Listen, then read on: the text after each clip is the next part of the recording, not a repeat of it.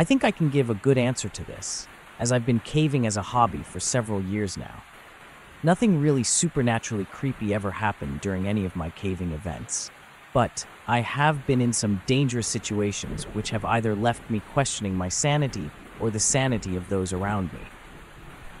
So I used to go caving with a group of people from a university club, but I'd been out of university a few years and just been doing my own thing.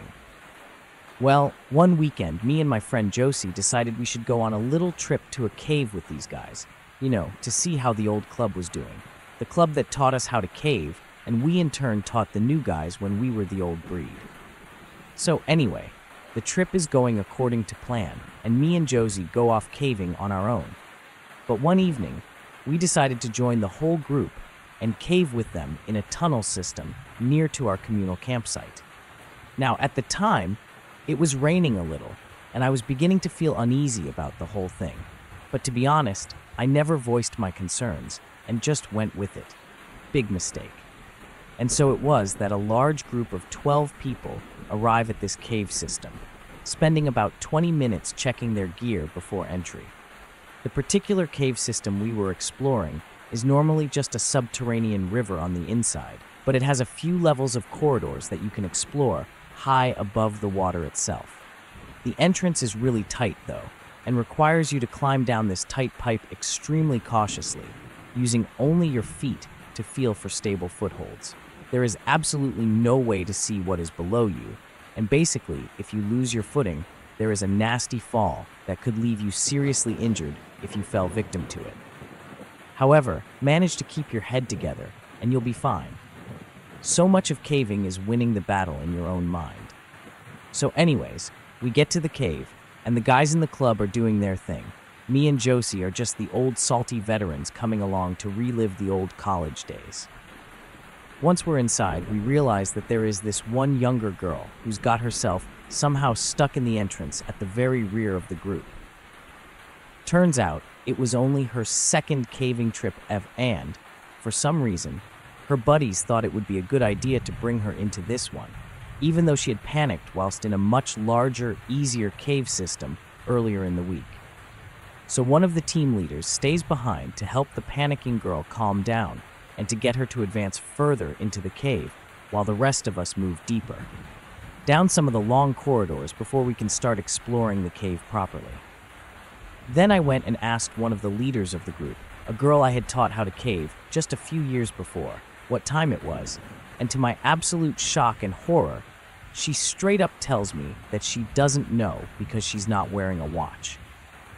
Shocked, I ask her how she expects to know what time to leave the cave to be on time for the call-out. For those that don't know, the call-out is arguably the most important aspect of serious caving. It's where you let someone on the surface know, even if it's just a friend who's not even on the trip, exactly who is going to be present on a caving trip, as well as what time you plan on leaving. Without a call-out, if something goes wrong, no one will know you are missing for days or even weeks, and will then have potentially hundreds of caves to look over in the hopes of finding you.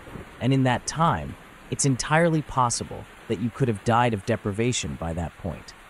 Remember, it takes just around 72 hours without water for a person's heart to just pack up and cease beating. Anyway, the leader of all these sweet, innocent beginners tells me that she did not leave a call-out or bring any first aid kit or safety equipment. I'm literally furious that she's put us in this situation. But I hold my cool long enough because I don't want the others to panic. Because to panic in a cave system is a straight-up death sentence on occasion. But still, I tell her quietly that I am now the call-out and tope out of the cave by 1:30 p.m. I reluctantly give her my watch, trying not to snap and straight up call her reckless and dumb before I start back towards the cave entrance. Back near the entranceway, the other leader guy was sitting with the girl who got stuck earlier, the same one who managed to get her into the cave. Turns out she just couldn't handle it, and they'd abandoned the attempt entirely. I go through the situation with them and tell them I'm leaving the cave to be the call-out guy. They ask me to go get an SRT kit, basically just ropes and a harness, in case any of the other caving club needed it to climb back up. So I do just that. A little while later, I head back with gear, which they didn't have all of, and I had to borrow off of other cavers who were luckily at the same campsite. I get back to the cave, and the others are leaving, albeit rather slowly, as it is a difficult entrance and climbing out is incredibly harder than climbing in. They all manage to get out, but lo and behold, the panicking girl gets stuck. And with the 2 leaders trapped below her, she is blocking the entrance. We harness her up, and I rig up an anchor to try and secure her on a rope in case she falls. But she is wedged in there tight, and it isn't in the right frame of mind to get moving. Then I get the news from the others below that the cave is starting to fill because of rain. After what seems like eternity of them nicely talking to this panicking girl, telling her that she's doing great and she'll be fine, she's getting worse at this stage. I freak out. I shout at her that she needs to get herself together and get out of the cave because 2 others are stuck behind her. It kind of works, and she nearly stops having a panic attack. Not entirely, but stops hyperventilating, which just makes her more stuck. She still won't climb out, though. So against all common sense, I lie down into the hole and grab her by the harness and pull her up and out of the cave. After that, I told the club that they needed to get their stuff together and stop being cowboys, but I haven't gone back to them since, because their foolishness straight up nearly got 2 team leaders killed.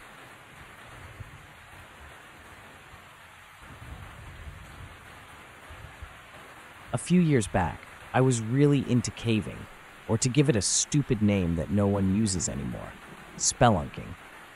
I really didn't think I'd be into it when I first tried it. Like I'd have considered myself mildly claustrophobic, the kind of guy who always felt a little anxious zipping a sleeping bag up all the way. I don't know whether it just woke something up in me, or it was the rush of getting over a fear or something to that effect. But I took to it like a duck to water. You're somewhere you shouldn't be, exploring parts of the world that very few people see, relying on people, truly relying on them, to ensure your safety and theirs. It's a rush, that's for certain, but it's not without its dangers. So every year my family and a few close friends head out to a national park or something along those lines to spend some time with nature. And one particular year, I managed to convince them to go out to Mammoth Cave National Park over in Kentucky, which is home to the more than 400 miles of passageways, making it the world's largest known cave system. The cave system is located within the Green River Valley, and its winding chambers, pools, and limestone labyrinths are equal parts beautiful and eerie. 10 different tours offer guests the opportunity to explore the decorated historic and dripstone areas. The cave complex is especially well known for its natural entrance and Gothic Avenue, a passageway filled with historic stone monuments and signatures from 19th century visitors. So that was just about enough history and photo ops for my mom and aunts. The river could provide hours of fishing for my dad and uncles, all the while myself and my cousin could enjoy the caving there. All went well with the vacation, right up until the second to last day when my cousin and I decided to get a little too explorative during a visit to the caves. My cousin was fairly new to caving, so for the first few days we didn't go too deep or too far. Last thing I wanted to do was freak him out before we'd even done anything worth writing home about. But as the week drew to a close, there was no way I was going home without finding something a little more extreme to traverse. So as we were heading back to civilization after an afternoon's caving, we found a slit just less than knee-high in the rock wall of a cavern.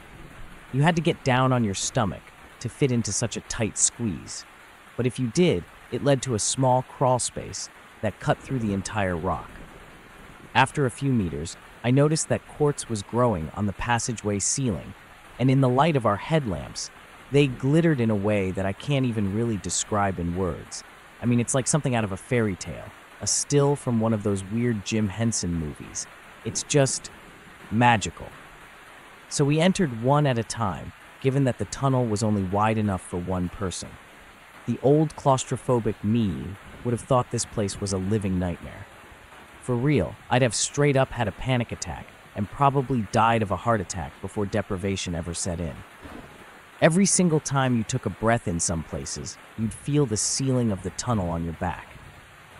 It was that narrow. But the new me just found it thrilling. Once you get it into your head that these things can't just up and collapse on you, you get this feeling of calm and then one of exhilaration when you realized you were conquering your fears and going places other men dared not tread. The deeper inside the tunnel we went, the more incredible the scenery became. It was like a whole other tiny world, tucked away with a solid rock. But eventually, like most small subterranean tunnels, it just kind of petered out. At one turn, there was a dead end. The other was host to all kinds of stalactites and stalagmites. Those are those like rock spike things that you usually see on the roofs of caves. Only you get them on the bottom too in most places. I'm checking out the stalls to see if there's a possibility of us twisting through them to get to the deeper sections of the tunnel when I hear my husband whisper something behind me. Something that honestly made my blood run cold. He said he could feel water on his back. Something was dripping on him. As it turns out, while everyone was having a good time outside, checking out the statues and whatnot, it had started to rain. Only they neglected to tell us that. Thanks, guys. It's also worth noting that the tunnel we were in had sank down into the rock for a little while before sort of flattening out at the bottom. And to save you all a little geology lecture, I'll get to the point. The tunnel we were in was filling up with water. Granted, it was filling up slowly, but the position we were in meant that only a few inches of water could effectively drown us. And that's a real bad position to be in if you don't own a pair of gills. Needless to say, we turned around as fast as we could, which took like the longest time when you factor in how narrow the tunnel was, then began the long, slow crawl back along the flat part of the tunnel. It was absolutely horrific. I tried to keep calm and collected as I could, but hearing my cousin almost cracking up in front of me is something that still makes me shudder to think about. My biggest fear was that he'd just lock up, which scared people are prone to do during particularly grueling caving sessions. For some reason, the brain just decided it doesn't want to take the body any further, and that's that. They can be stuck in the rock for hours before they're calm enough to keep going. I was terrified he'd just lock up, not move, and be the reason we both drowned down there, dying while our family laughed and joked in their marquee tents. But he didn't. That magnificent idiot kept his cool, relatively speaking anyway, and just pushed on. That doesn't mean it didn't get pretty close. It was horrendous feeling the water slowly rising around us, seeing little drops turn into trickles, each new one causing my heart rate to speed up and my adrenaline to surge. By the time the tunnel started to turn upward, back towards the main entrance, the water was almost up to my lips. Moving made these splashing noises, and both of our sets of clothes were completely soaked through. This little incident caused a ton of chaos for the remaining 2 days. My aunt and uncle blamed me for almost getting my cousin killed, and they pretty much took it out on my parents for allowing me such a dumb hobby. We didn't go back into those caves at all, and, to be honest, it took me a few months before I even thought about caving again. It hasn't put me off entirely, and I think it did me some good to become a little more safety conscious. But you can bet that I check the weather before caving now, every single time, and if it even looks like it's going to rain, don't do it. It's just not worth losing your life over, no matter how amazing it is.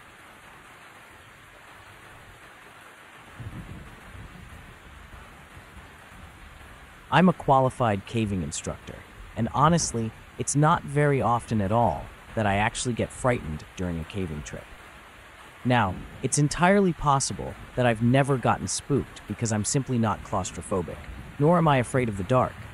I mean, asking someone who likes caving to describe really scary moments in a cave could, but if you ask people who hated caving but were somehow roped into it anyway, what was scary about it, those stories might prove a little bit more fruitful. Having said that, there's definitely a few caving trips I've presided over that haven't exactly gone according to plan. I used to do a lot of solo caving, and rappelling down vertical caves was one of my favorite parts of the whole process. I must have dropped into a cave maybe 300 times or more.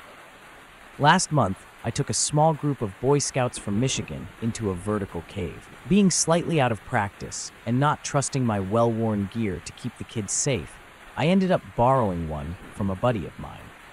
It was a slightly smaller bundle, slightly narrower in diameter, but it was infinitely more flexible than mine was. I thought this might prove to be a boon, but it turns out I didn't quite think this through, and problems that didn't occur to me at the time began to manifest quickly. Once I was in the cave itself, I figured out pretty quickly that I didn't have nearly the amount of control I was used to when rappelling. I found that I was able to stop, but only barely. Sitting over a 200-foot drop while hardly being able to keep myself from sliding, I decided to abort the rappel at the first ledge I arrived at, which was about 30 feet down.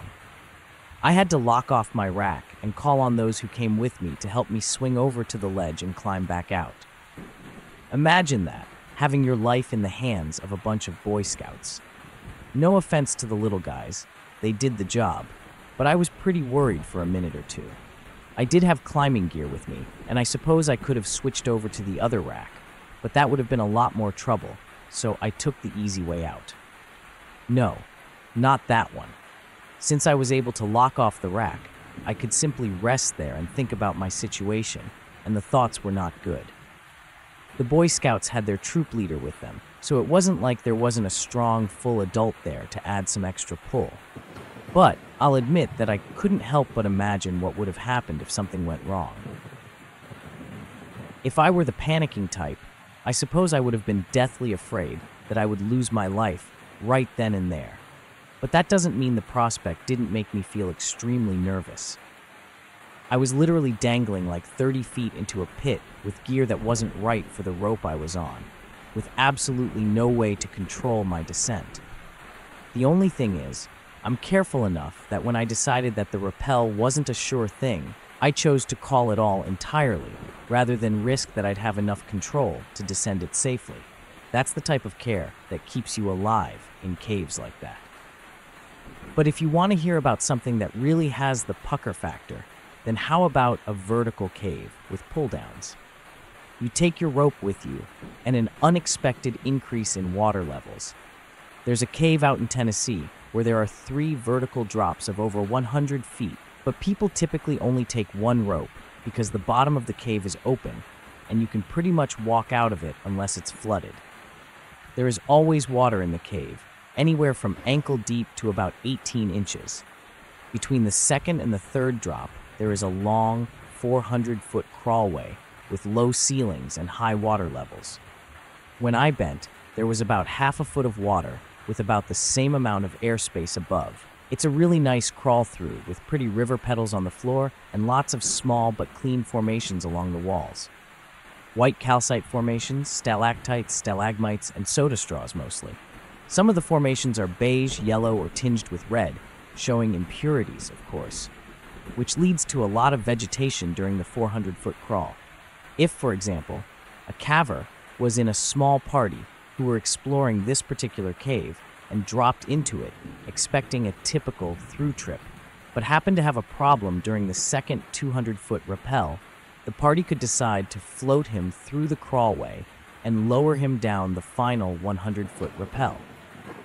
They could pull down the rope and move him to where the entrance to the crawl is, only to discover that the water levels are too high and there is a very small air gap in the crawl. But with water that high, the movement of the water would be very swift, and it may be too much for someone attempting to navigate it to fight their way back upstream. That person would have to contend with just a few inches of oxygenated air at the top of a passage that has razor-sharp rocks all along the cave's ceiling. And at the end of the passage, the water jets out over to a drop that's more than almost half a mile down. The immense water pressure would try to push them out of the passage, and it would take a great amount of strength and effort for a sustained period of time to be able to resist that water pressure. And honestly, it would not take long to exhaust someone. And when they run out of strength, then it's time for the big sleep. It's likely that the fall would not kill the caver overnight, since the bottom of the drop would be completely flooded. He'd hit the bottom and, in all likelihood, break a bone or sprain an ankle, but the water could essentially break his fall, potentially saving his life. But that's only assuming that he could breathe the whole way down the passage without getting his face torn up by the rocks on the ceiling. And as you can imagine, that's very, very unlikely. If there's one thing you take away from this dumb story about caving, it's that you never, ever go alone. And generally speaking, you don't try to take an injured person out of the cave with small numbers. It's better to leave one person with the injured party and let 2 people go out and get help. That's why the smallest safe party is no less than about 4 people. But with 1 person staying back and 2 people trying to make it out of a flooded passage, there is the potential for lots of drama. So, at my old high school, there were these maintenance tunnels that snaked for hundreds of meters underneath the building itself. There were the newly built ones, and then there were the old ones that the school didn't use anymore. My friend Katie and I found an entrance to the old tunnels in a classroom that had long since been abandoned. We had to bust the lock on an old trapdoor, unscrew a round metal top layer, and lower ourselves into a square, dirty tunnel.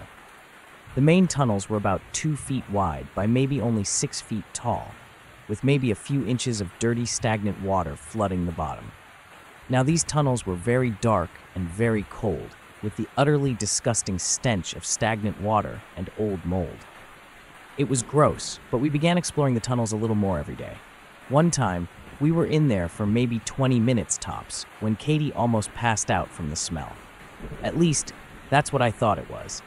Turns out that there was some dangerous gases down there. What I found out later were methane sinks that were actually pretty dangerous to those without safety equipment. I had to pretty much drag her out, but the next time we brought respiratory masks, waterproof footwear, and flashlights, then set about mapping out pretty much the entire system. All in all, we mapped out more than 700 feet of twisting, turning tunnels. It became something of an underground lair for us. They went up, down, and turned to the sides, so much so we had to use chalk to mark the walls so we could find our way back.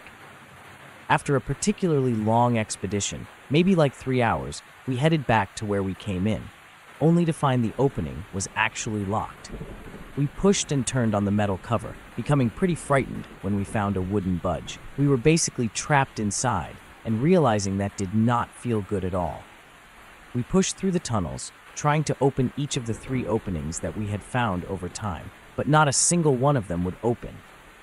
Any panic that had been simmering away before had now bubbled to the surface, and to say the least, we were completely freaking out. We ended up rushing down a tunnel we hadn't actually been down before, hoping it would lead us to an exit. After a while, I kept hearing noises behind us. I told Katie, who was crawling in front of me. We froze, turned off our flashlight, and listened. Sure enough, a steady splashing sound was actually following us. We just freaked out and just made a run for it. Now, please bear in mind, we had absolutely no idea where we were going at this point. It was just pure blind panic. After what felt like an hour of frenzy, dashing through the tunnels, tripping over pipes and scraping our knees, we emerged into a bigger room. We realized it wasn't a room, but sort of a down section of a much bigger room. As it turned out, there was someone doing maintenance down there with us. We hid behind some old metal stairs, and when the guy left for more tools, we scrambled up the stairs out the door and hid in the girls' locker rooms for the rest of the day. We never did find out who locked us down there or what that splashing noise was, but you can bet we never went into those tunnels again. I've told this one before.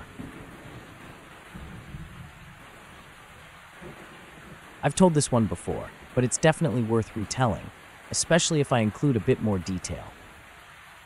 A long time ago, I happened to be on a visit to Carlsbad Caverns in New Mexico with 2 of my college buddies.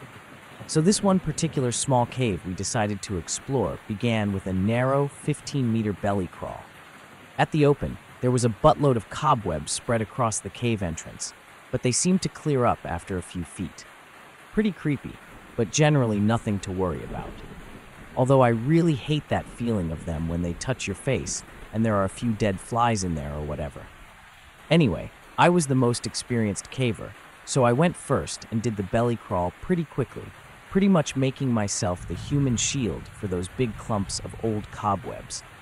As the tunnel ended, I came out in a small domed room, about 1.5 meters tall and about 4 or 5 meters across. I had some time before my friends made it, so I was describing the room to them whilst dusting the spider webs from my clothes.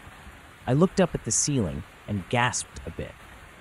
I'm not afraid of spiders, but the sheer volume of them caught me off guard. It must have been a minimum of like 1,000, all crawling around each other. Now that I think about it, it was probably more like 2,000 or 3,000, all hanging from the ceiling with egg sacs all around them. I mean, they were a legion. Like there wasn't a speck of rock ceiling to be seen, as the entire thing was just a mass of 8-legged crawlies. Hey guys, there's a lot of spiders hanging from the ceiling. Don't stand up when you get here. I called to my friends. My friends were considerably more cautious of the spiders and began to ask a few questions about them. How big are they? What color are they? How many are there? And that kind of thing. They're not that big. They kind of look like black widows, but they're not. They're the wrong color.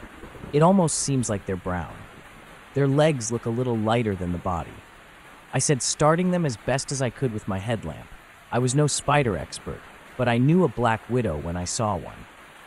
But then, a friend of mine who was a big animal expert at the time and actually went on to be a Wisconsin DNR warden yelled out, "Really? Do they have a small pattern on their back, sort of like a violin?" "Yes," I replied, already getting a really bad feeling in my gut. Our buddy, the DNR warden, burst into the room, looked up, shuddered, then forced himself to look at one of the spiders as close as he could manage. The color in his face drained out, and he hissed, "Get out!" Everyone, get out of the cave. He didn't say any more. He just rushed to get out of the cave as quickly as he could. It took us all about 10 or 15 minutes to get into the room, and it took us about a whole 2 minutes to get all the way out of the cave. When we finally got out, the other 2 of us were confused. My warden friend told us that what we were looking at was a nest of brown recluse spiders, some of the more poisonous arachnids on the entire continent, and we had been unlucky enough to stumble across their lair. Apparently, when they bite you, you go through excruciating pain for a few days, skin necrosis, and you could possibly die. We didn't go any more caves with cobwebs in them for the rest of the trip.